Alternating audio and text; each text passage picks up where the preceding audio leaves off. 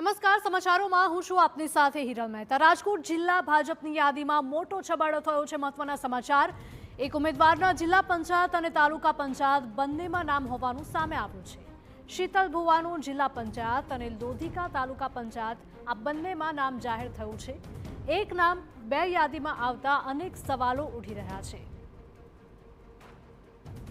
સંવાદદાતા મોહિત જોડાયા છે ફોનલાઈન પર વધુ અપડેટ સાથે। મોહિત, જણાવશો આવું કઈ રીતે શક્ય બની શકે કે જે આ યાદી જાહેર કરવામાં આવી છે, જિલ્લા ભાજપની આ યાદી છે તેમાં મોટો છબરડો સામે આવ્યો છે, એક જ ઉમેદવારના નામ બે યાદીમાં? સ્પષ્ટપણે કઈ રીતે બન્યું તે અંગે જે ભાજપનું મોવડી મંડળ છે તે પણ પ્રદેશ કક્ષાએ અત્યારે વાતચીત છે તે કર્યું છે।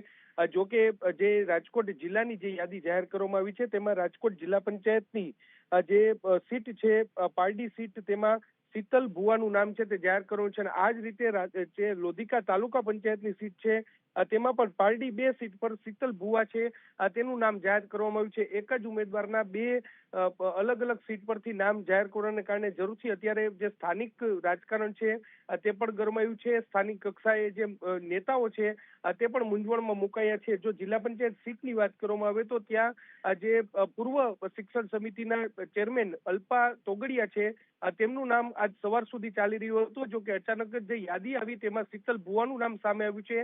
અત્યારે હવે પ્રિન્ટિંગ મિસ્ટેક છે કે પછી મોવડી મંડળ દ્વારા કોઈ નિર્ણય લેવામાં આવ્યો છે તે જોવાનું સૌથી મહત્વનું રહેશે। જો કે હાલમાં એક જ વ્યક્તિના બે અલગ અલગ સીટ ઉપરથી નામ જાહેર થતા જરૂરથી પ્રદેશ કક્ષા સુધી જે અત્યારે ફોન છે તે રણકવા લાગ્યા છે અને સ્થાનિક નેતૃત્વ છે તે પણ મૂંઝવણમાં મુકાયું છે। જી બિલકુલ મોહિત, માહિતી બદલ આપનો આભાર।